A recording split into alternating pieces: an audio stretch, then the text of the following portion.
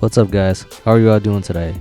Before the 2021-22 NBA season tipped off, the Lakers were the preseason favorites to come out of the West. Lebron James and Anthony Davis were motivated after an early playoff exit last year. With the addition of Russell Westbrook, the Lakers quickly assembled a super team. Many questioned the fit of LeBron and Russ, but that was quickly overlooked as many experts penciled the Lakers into the NBA Finals. The roster was filled with future Hall of Famers and 4 top 75 players of all time. But on the court, the Lakers were a hot mess. They managed to only win 33 games, never got more than 3 games over 500, and the longest winning streak was 4 games. They failed to live up to the hype, and are one of the most disappointing teams of the season, failing to even qualify for a spot in the play-in tournament. In this video, I'll go over some of the reasons why the Lakers failed miserably. 1. The trade for Russell Westbrook. When the Lakers traded for Westbrook in the summer of 2001, they dismantled their depth and defensive players. Russ is one of the greatest players of all time, Mr. Triple-Double. He's athletic and can do almost everything. The people in the pro-Westbrook trade assumed that Russ would fit in nicely next to LeBron and AD. When you consider LeBron's age and the miles he's put on, and AD's durability, the Westbrook trade makes perfect sense because Russ can carry the load when LeBron is on the bench or when AD is injured. Some question the fit of Russ playing next to LeBron, but these guys were such great players that this is quickly overlooked. It wasn't long before it became blatantly clear that this pairing wasn't going to work. Both LeBron and Russ are such ball-dominant players and thrive when the ball is in their hands. But LeBron is such a great playmaker and passer that it makes no sense to put the ball in Westbrook's hands. Therefore, most of the time when LeBron has the ball, Russ is no threat at all to the defense. Instead, Westbrook is standing in the corner, watching. And when they do kick the ball to Russ, he's a terrible shooter, and the defense is more than happy if Russ keeps shooting. Throughout the season, Russ is shooting under 30% from behind the arc, which is why he's gotten the nickname Westbrook. Not only has his shooting fallen off, offensively he still hasn't learned from his past mistakes. Russ still loves to push the ball up the court, but on far too many occasions his hyper speed and tunnel vision gets him in trouble. This creates a lot of unforced turnovers and ill-advised shots. The defensive end has also been troubling as well. Occasionally, Westbrook falls asleep behind the wheels and lets his man cut in for an open layup. He has all the tools to become an elite defender, with his strength and size, but for whatever reason, he doesn't give it his all on the defensive end. All of this, along with his stubbornness, didn't bode well for the Lakers this season. 2. Lack of depth, roster construction, and GM Rob Pelinka. Los Angeles had a chance to trade for Buddy Hield and an opportunity to sign DeMar DeRozan, but turned all that down to trade for Russell Westbrook.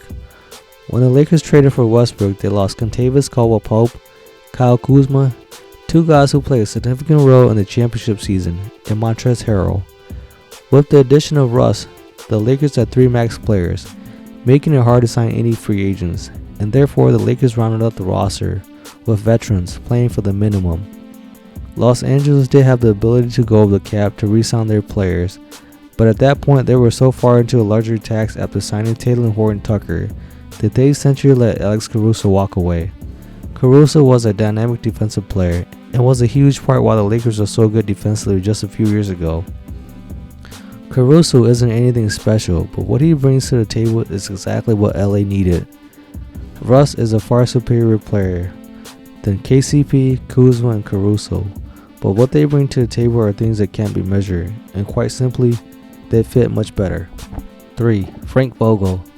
It's no secret that Vogel is a defensive-minded coach, but he failed to develop. Great coaches are able to adapt their styles and schemes to the roster they have, not the other way around. Vogel's lineup choices and rotations are up for debates on many nights. Even though he wasn't on the court playing, he shares some of the blame with the players because on far too many occasions, LA lacks the energy and effort.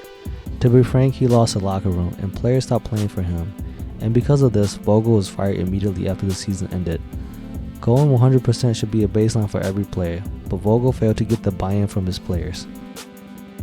4. Anthony Davis. Despite all of what I said above, the obvious reason for the Lakers' struggle this season is Anthony Davis. AD hasn't been healthy all year, only played in 40 games this season. Throughout his Lakers tenure, AD averages 46 games a season. That's extremely unreliable. This prompted Charles Barkley to give him the nickname Street Clothes. Seems like every other game AD is hobbling and appears to suffer a serious injury on almost every fall. No one questions his talent, but most people question his heart and dedication.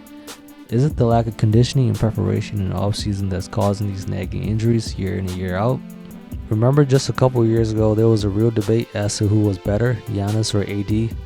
Well, today it's crystal clear that Giannis is the better player. Even with that being said, when healthy, AD is arguably a top 5 player, and he showed that in the bubble. Since winning the title in Orlando, he hasn't resembled the Anthony Davis we know. AD is still a superstar, but he's not playing at that level currently. When the Lakers traded the farm for Davis, he was supposed to be the next face of the franchise as LeBron fades out his prime, but yet LeBron is still playing at an elite level, while Davis hasn't held up his end of the bargain. Well, that's all for today's video. Let me know what you guys think in the comments. How can the Lakers fix this mess? Will they turn it around next season? Should they trade Russ and AD? Anyways, thanks for watching. If you enjoyed this video, smash the like button and subscribe. I'll see you guys in the next video.